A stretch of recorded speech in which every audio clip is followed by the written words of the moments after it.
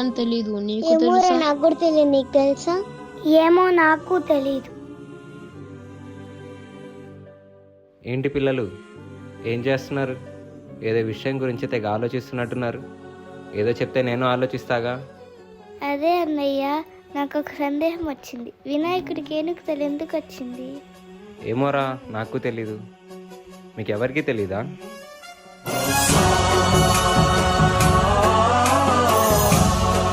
మీ చిన్ని చిన్ని చేతులతో చేసిన ఈ బొజ్జ గణపయ్య జననం గురించి నేను మీకు చెప్పనా పిల్లలు? చెప్పండి తప్పకుండా చెప్తాను, శ్రద్ధగా వినండి.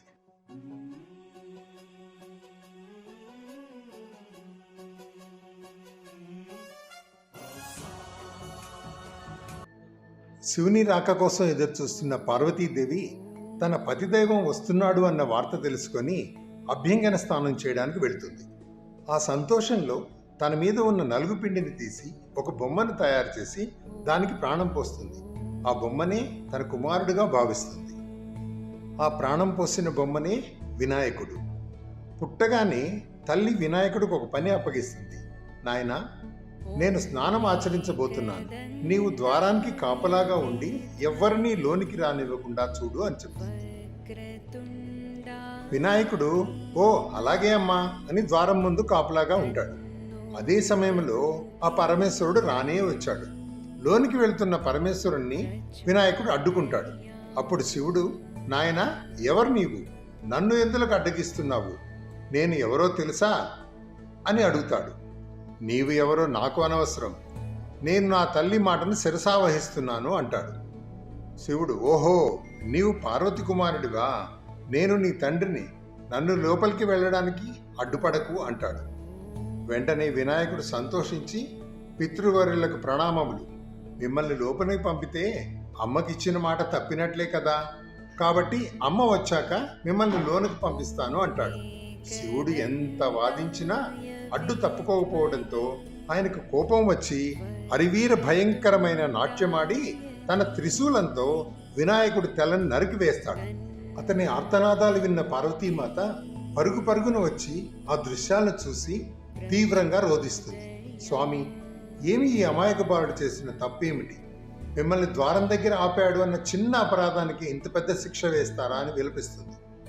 అప్పుడు శివుడు, చింతించక దేవి, ఇది దైవ నిర్ణయం, నేను ఈ బాలుని బతికిస్తాను అని చెప్పి, రక్షకులారా, ఉత్తర దిక్కుని ఎవరైతే తల పెట్టుకుని పడుకొని ఉంటారో వారి తలను తీసుకుని రమ్ము అని ఆజ్ఞాపిస్తాడు.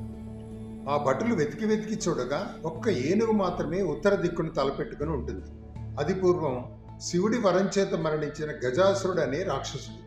ఆ తలను తీసుకొచ్చి వినాయకునికి మంత్రశక్తితో అతికించగానే దానికి మళ్ళీ ప్రాణం వస్తుంది. అప్పటి నుండి ఆ బాలుణ్ణి గజేంద్రునిగా పిలువబడుతూ వచ్చారు. అలా ఈ బుజ్జి గణపయ్య జననం జరిగింది. పెద్దాయన, ఈ గణపతి జననం గురించి చాలా బాగా చెప్పావు, కానీ నాకు ఒక సందేహం ఉంది. అడుగు నాయనా.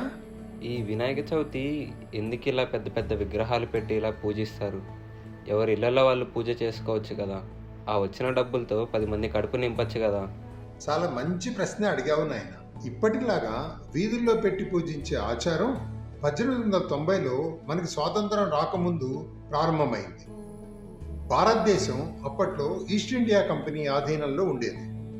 బ్రిటిష్ అధికారులు భారతీయులకు స్వేచ్ఛగా ఆలోచనలు రానిచ్చేవారు కాదు, అణిచివేసేవారు. ఎదురు తిరిగిన వారిని కాల్చేసేవారు. అదే సమయంలో బాలగంగాధర్ తిలక్ గారు ఒక ఆలోచన చేశారు. ఏమిటి ఆ ఆలోచన? హిందువులు తమ ప్రాణాలు తీసినా కన్నీరు కారుస్తూ ఊరుకుంటారు, కానీ తమ దైవం జోలికొస్తే తలను నరుకుతారని ఆయనకి బాగా తెలుసు. అందుకని ఆయన స్వాతంత్రం తేవాలంటే యువశక్తిని మేల్కొల్పాలి, ప్రసంగాలు చేయాలి, మరిగే యువరక్తానికి దైవశక్తి అండగా ఉండేలా బాలగంగాధర్ తిలక్ 1890లో మహారాష్ట్రలో సర్వజనైక గణేష్ ఉత్సవాలు సామూహికంగా జరుపుకునేలా ప్రజలందరికీ పిలుపునిచ్చాడు. అప్పట్లో చెరువులో నల్లమట్టితో వినాయకుడి ప్రతిమను చేసి ప్రతిష్ఠించి పూజా పునస్కారాలతో సాంస్కృతిక కార్యకలాపాలతో కుల మత భేదాలు లేకుండా అంగరంగ వైభవంగా జరపడం మొదలుపెట్టారు. అదే ఆచారం ఇప్పటికీ కొనసాగుతూ కుల మత భేదాలు లేకుండా స్నేహితులతో ఎంతో వైభవంగా జరుపుకుంటూ వస్తుంది. ఇప్పుడు చెప్పు, ఇవి ఏమీ లేకుండా మానవ మనుగడ బంధాలతో ముందుకు వెళ్ళగలదా? లేదు పెద్దాయన, నువ్వు చెప్పాక నాకు అర్థమైంది వినాయక చవితి విలువ. ఇక నుంచి ఈ నవ్యమైన కార్యక్రమాల్లో నేను పాల్గొని కొంత పుణ్యాన్ని ప్రసాదించుకుంటాను.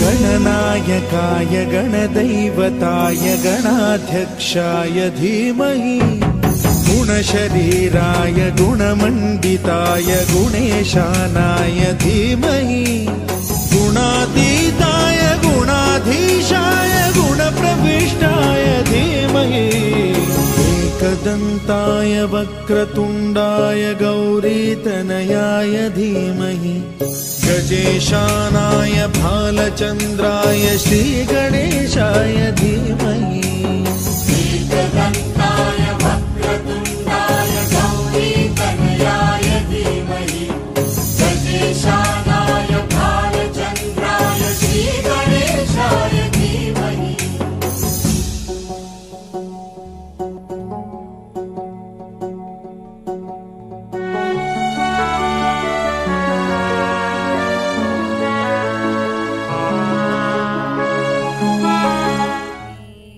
అయ్యో, ఎవరమ్మా మీరంతా?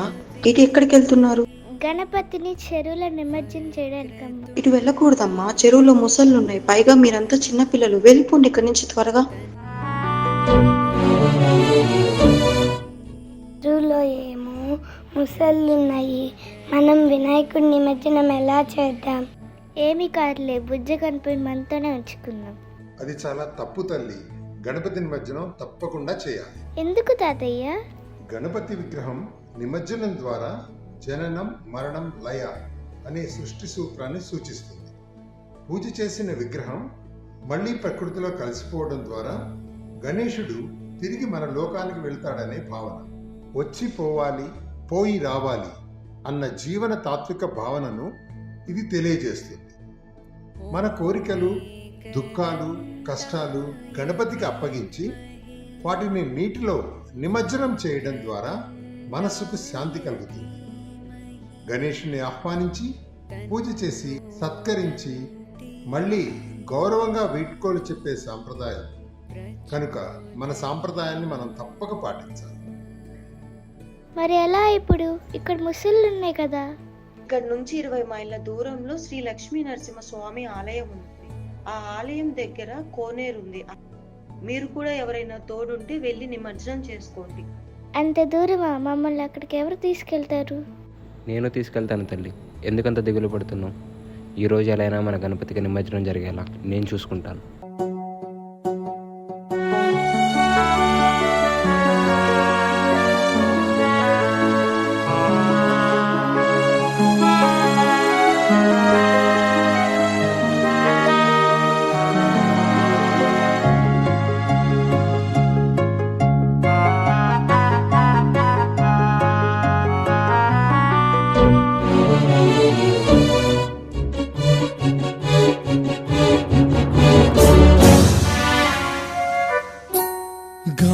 चतुराय गान प्राणाय गानान्तरात्मने गानोत्सुकाय गानमत्ताय गानोत्सुकमनसे गुरुपूजिताय गुरुदैवताय गुरुकुलस्थायिने गुरुविक्रमाय गुह्यप्रवराय गुरवे गुणगुरवे गुरुदैत्यकलक्षेत्रे गुरुधर्म सदाराध्याय गुरुपुत्र परित्रात्रे गुरुपाखण्ड खण्डकाय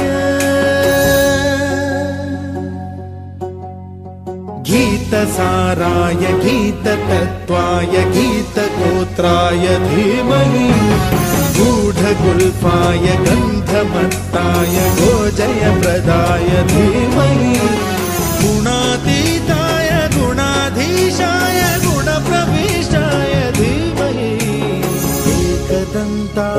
वक्रतुण्डाय गौरीतनयाय धीमहि गजेशानाय भालचन्द्राय श्रीगणेशाय धीमहि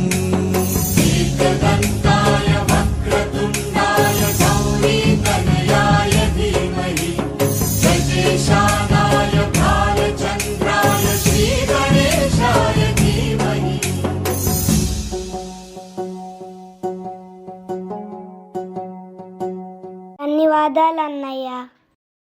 ధన్యవాదాలు నాకు కదమ్మా, మనకి ఇన్ని విషయాలు చెప్పిన పెద్ద ఆయనకి మన కృతజ్ఞతలు చెప్పుకోవాలి.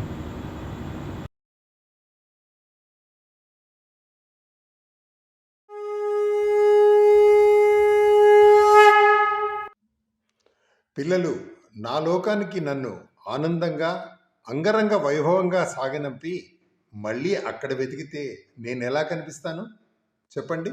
కల్మషం లేని మీ మనస్సు, వికసించే చిన్నారుల నవ్వులతో నా పేరు చెప్పి పేద ప్రజల కడుపులు నింపడం, ఇవన్నీ చూసి నాకు చాలా ముచ్చట వేసిందిరా. అందుకే మీకు తోడుగా నీడగా మీ వెన్నంటే ఉండి మీకు రక్షణ కల్పిస్తూ వచ్చాను. ఇంత ఆనందం ఇచ్చిన మీకు నేను ఎల్లప్పుడూ మీకు తోడు నీడగా ఉంటూ మీకు రక్షణ కల్పిస్తూ ఉంటాను. సర్వే జనా సుఖినో భవంతు.